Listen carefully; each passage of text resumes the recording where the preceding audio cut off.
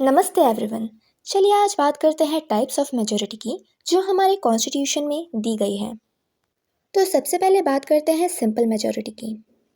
In simple majority there should be more than 50% of the members present and voting.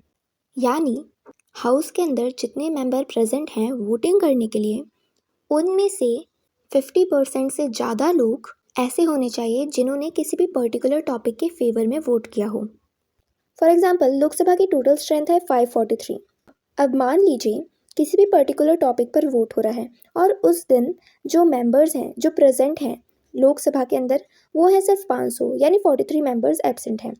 तो 500 लोग present हैं जिसमें से भी 50 लोग वोट नहीं कर रहे हैं, यानी 500 लोगों में से भी 50 लोग वोट ही नहीं कर रहे हैं। तो कितने लोग हो गए? 450, यानी 450 मेंबर्स प्रेजेंट एंड वोटिंग है। तो अब हमें सिंपल मेजॉरिटी के लिए क्या चाहिए? मोर देन 50% ऑफ 450 मेंबर्स, जो होगा 226 या फिर उससे ज़्यादा।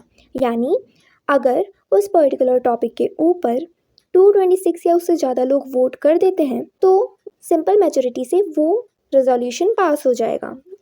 And simple majority is also known as functional majority, क्योंकि गवर्नमेंट में ज़्यादातर जो डिसीजंस लिए जाते हैं वो सिंपल मेजॉरिटी से ही लिए जाते हैं, इसलिए सिंपल मेजॉरिटी को फंक्शनल मेजॉरिटी भी बोलते हैं। और अगर कॉन्स्टिट्यूशन में कहीं पर भी ये लिखा हुआ नहीं है स्पेसिफिकली कि कौन सी मेजॉरिटी चाहिए, सिर्फ मेजॉरिटी लिखा है, तो हम ये मान लेते हैं कि हमें सिंपल मेजॉरिटी चाहिए। चलिए अब बात करते हैं एब्सोल्यूट मेजॉरिटी की।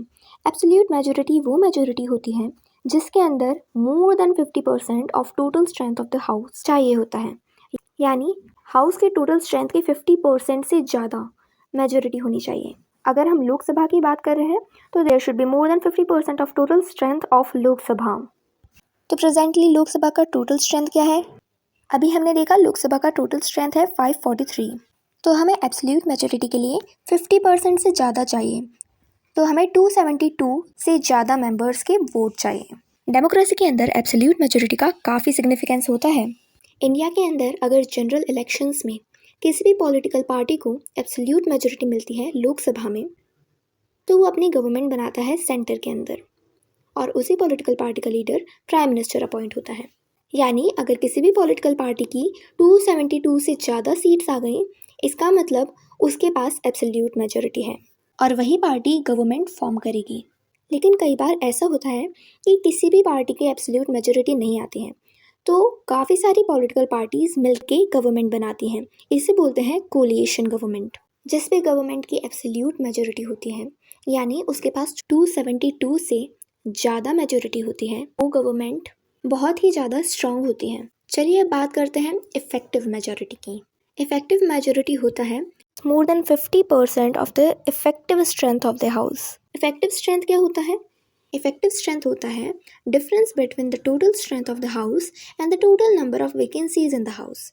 यानी effective strength is equals to total strength of the house minus vacancies. अब ये वैकेंसी क्या होता है तो समझते हैं। फॉर एग्जाम्पल, राज्यसभा की जो टोटल स्ट्रेंथ है वो है 245 और राज्यसभा के अंदर कोई ऑर्डिनरी लॉ पास होना है, लेकिन राज्यसभा के अंदर उस दिन 2 लोगों की डेथ हो गई। मान लीजिए 5 लोग ऐसे हैं जिन्होंने रिज़ाइन कर दिया कि अब उन्हें राज्यसभा का मेंबर नहीं रहना, और एक इंसान है जो डिस्क्वालीफाई हो गया है। तो कुल मिला के वैकेंसी कितनी हो गई? 8। यानी अगर हम राज्यसभा की टोटल स्ट्रेंथ में से ये वैकेंसीज कितनी है? 8, यानी टोटल स्ट्रेंथ में से 8 मेंबर्स को घटा देंगे तो हमें मिल जाएगी इफेक्टिव स्ट्रेंथ, यानी 245 माइनस 8 इज इक्वल्स टू 237। तो हमारी इफेक्टिव स्ट्रेंथ क्या हो गई? 237। तो अब इफेक्टिव मेजॉरिटी क्या होता है? इफेक्टिव मेजॉरिटी इफेक्टिव स्ट्रेंथ का 50% या उससे ज़्यादा होता है। तो 237 का 50% क्या होगा? 119 मेंबर्स, यानी 119 मेंबर्स या उससे ज़्यादा लोग जब किसी पर्टिकुलर टॉपिक के फेवर में वोट करेंगे तो वो लॉ इफेक्टिव मेजॉरिटी से पास हो जाएगा। अब आती है स्पेशल मेजॉरिटी। तो सबसे पहले बात करते हैं केस 1 की, यानी special majority given under article 249 and article 312। इसके अंदर राज्यसभा में 2/3 of members present and voting की मेजॉरिटी चाहिए होती है। तो प्रेजेंटली राज्यसभा की टोटल स्ट्रेंथ है 245 तो पहले बात करते हैं आर्टिकल 312 की।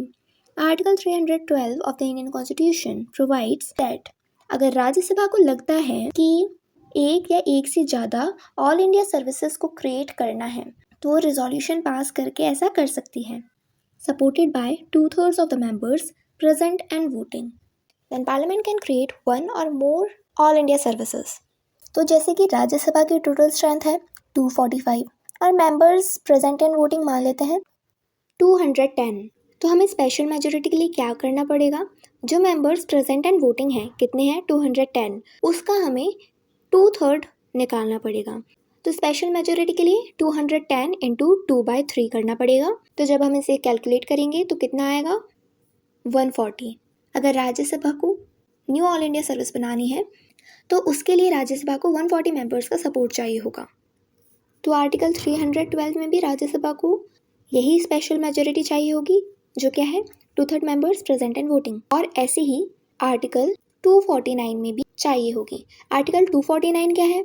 आर्टिकल 249 बात करता है कि अगर राज्यसभा को लगे कि पार्लियामेंट को लॉज बनाना चाहिए उन सब्जेक्ट के ऊपर जो स्टेट लिस्ट के अंदर मेंशन है, तो राज्यसभा रिजोल्यूशन पास करके supported by 2/3 members present and voting, article 249 के अंदर राज्यसभा स्टेट लिस्ट के कोई भी सब्जेक्ट को पार्लियामेंट के अंडर में कर सकती है for the period of 1 year through special majority. तो केस 1 राज्यसभा के लिए है, दोनों आर्टिकल राज्यसभा के हैं। अब बात करते हैं केस 2 की। It means majority of 2/3 members present and voting plus it must be more than half of the total strength of the house. यानी कोई भी लॉ को पास करने के लिए 2/3 मेंबर्स प्रेजेंट एंड वोटिंग की मेजोरिटी होनी चाहिए और वो हाउस की टोटल स्ट्रेंथ का आधे से ज़्यादा होना चाहिए। यानी वो 2/3 नंबर हाउस की टोटल स्ट्रेंथ से ज़्यादा होना चाहिए। For example a constitutional amendment bill is to be passed. यानी हमें कोई कॉन्स्टिट्यूशनल अमेंडमेंट बिल पास करना है तो हम क्या करेंगे, इसको दोनों हाउसेस से पास करवाना पड़ेगा। सबसे पहले बात करते हैं लोकसभा की। तो मेजोरिटी क्या चाहिए, हमें स्पेशल मेजोरिटी चाहिए इसके लिए। लोकसभा की टोटल स्ट्रेंथ क्या है 543। 543 में से जो मेंबर्स प्रेजेंट एंड वोटिंग है वो है 450। तो पहला स्टेप क्या है स्पेशल मेजोरिटी निकालने का, majority of 2/3 members present and voting. Present and voting कितने मेंबर्स हैं 450। तो 450 का 2/3 क्या हो गया 300। तो 300 अब हमें देखना है कि ये जो 300 है क्या ये मोर than half of the total strength of the house है। तो टोटल स्ट्रेंथ क्या है हाउस की 543। तो 543 डिवाइडेड बाय 2 हम करेंगे हाफ निकालने के लिए, तो क्या आएगा 273। तो 300 तो 273 से ज़्यादा ही है। दिस मीन्स स्पेशल मेजोरिटी से लोकसभा में ये कॉन्स्टिट्यूशनल अमेंडमेंट बिल पास हो जाएगा और राज्यसभा में भी ऐसे ही पास होगा। Same to same process Rajya Sabha में चलेगी। सबसे पहले 2/3 मेंबर्स प्रेजेंट एंड वोटिंग निकालेंगे राज्यसभा का, फिर देखेंगे कि जो वैल्यू आई है 2/3 मेंबर्स प्रेजेंट एंड वोटिंग निकालने से वो राज्यसभा की टोटल स्ट्रेंथ से ज़्यादा है कि नहीं है। अगर वो राज्यसभा की टोटल स्ट्रेंथ से ज़्यादा होगी, राज्यसभा में भी ये कॉन्स्टिट्यूशनल अमेंडमेंट बिल पास हो जाएगा। यानी राज्यसभा में मिनिमम 123 मेंबर्स एंड लोकसभा में मिनिमम 273 मेंबर्स अगर इस कॉन्स्टिट्यूशनल अमेंडमेंट बिल को पास कर देंगे तो वो स्पेशल मेजोरिटी से पास हो जाएगा। राज्यसभा की टोटल स्ट्रेंथ का हाफ 123 होता है, तो 123 से ज़्यादा मेंबर अगर बिल को पास कर देंगे तो बिल पास हो जाएगा। चलिए अब बात करते हैं केस 3 की। इसके अंदर ये है कि अगर कोई भी कॉन्स्टिट्यूशनल अमेंडमेंट बिल जो डिवीजन ऑफ पावर से रिलेटेड है, यानी सेंटर और स्टेट की डिवीजन ऑफ पावर से रिलेटेड है, तो वो joint act of the parliament and state legislature के थ्रू ही अमेंड होगा। यानी पार्लियामेंट और स्टेट लेजिस्लेचर का जॉइंट एक्ट होगा उसको अमेंड करने के लिए। यानी जॉइंट एक्ट में both houses of the parliament need special majority और साथ ही it must be passed bye at least half of the state legislature. तो पार्लियामेंट के लिए चाहिए स्पेशल मेजोरिटी और स्टेट लेजिस्लेचर के लिए चाहिए सिंपल मेजोरिटी। तो इसका बहुत ही कॉमन एग्जांपल लेते हैं GST bill. GST bill centre और स्टेट दोनों के डिवीजन ऑफ पावर के अंदर आता है। तो जीएसटी बिल कैसे पास हुआ चलिए देखते हैं। तो सबसे पहले ये पास हुआ by the houses of the parliament. कौन सी मेजोरिटी से, स्पेशल मेजोरिटी से। तो स्पेशल मेजोरिटी में भी मैंने आपको क्या बताया था, majority of 2/3 of the members present and voting and it must be more than half of the total strength of the house. Or secondly, it must be passed by half of the state legislature through simple majority. India के अंदर अभी 28 seats हैं, तो उसका half यानी कम से कम 14 states तो चाहिए ही बिल को पास करने के लिए। जीएसटी बिल 101 अमेंडमेंट एक्ट के थ्रू पास हुआ था 2016 में। जीएसटी बिल का फुल फॉर्म क्या है? Goods and service tax. तो ये क्या करता है? ये सेंट्रल और स्टेट टैक्सेस को कंबाइन करता है वन हेड के अंदर। कुछ को छोड़ के ज़्यादातर जो सेंट्रल और स्टेट के टैक्स हैं वो इसके अंदर कंबाइन हो गए थे जीएसटी के अंदर।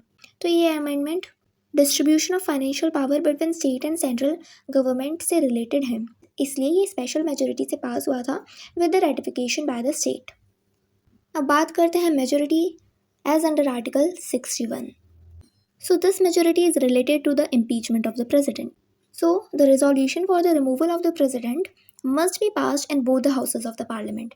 अगर प्रेसिडेंट को इम्पीच करना है तो उसका जो रिजोल्यूशन है पार्लियामेंट के दोनों हाउसेज में से पास होना चाहिए।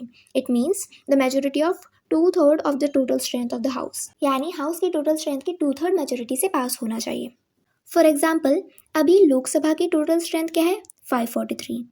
अगर प्रेसिडेंट को इम्पीच करने के लिए रिजोल्यूशन पास करना है तो लोकसभा में कम से कम 362 मेंबर्स इस रिजोल्यूशन को पास करने चाहिए, क्योंकि 543 का 2/3 क्या होगा? 362।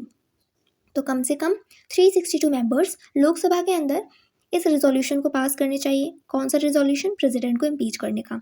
ऐसे ही राज्यसभा के अंदर कम से कम 164 मेंबर्स द्वारा ये रिजोल्यूशन पास होना चाहिए, क्योंकि राज्यसभा की टोटल स्ट्रेंथ है 245। तो 245 का 2/3 क्या होगा? 164। तो राज्यसभा में 164 मेंबर्स और लोकसभा में कम से कम 362 मेंबर्स द्वारा ये रिजोल्यूशन पास होना चाहिए। This is the highest majority needed under the constitution of India. तो ये हो गई हमारी मेजोरिटी अंडर आर्टिकल 61। अब फटाफट से सारी मेजोरिटी रिवाइज कर लेते हैं। तो सिंपल मेजोरिटी क्या होती है? वो मेजोरिटी जिसके अंदर हमें 50% of members present and voting चाहिए होते हैं। फिर आती है एब्सोल्यूट मेजोरिटी। एब्सोल्यूट मेजोरिटी में मोर than 50% of total strength of the house चाहिए होती है, यानी जो भी हाउस की टोटल स्ट्रेंथ है उसके 50% से ज़्यादा हमें वोट्स चाहिए होते हैं। इफेक्टिव मेजोरिटी के अंदर हमें मोर than 50% of effective strength of the house चाहिए होता है, और इफेक्टिव स्ट्रेंथ क्या होता है? Total strength minus vacancies. फिर आती है स्पेशल मेजोरिटी। सबसे पहला case one given under article 249 and article 312, जो होती है majority of 2/3 members present and voting of Rajya Sabha, यानी केस 1 सिर्फ और सिर्फ राज्यसभा से रिलेटेड है।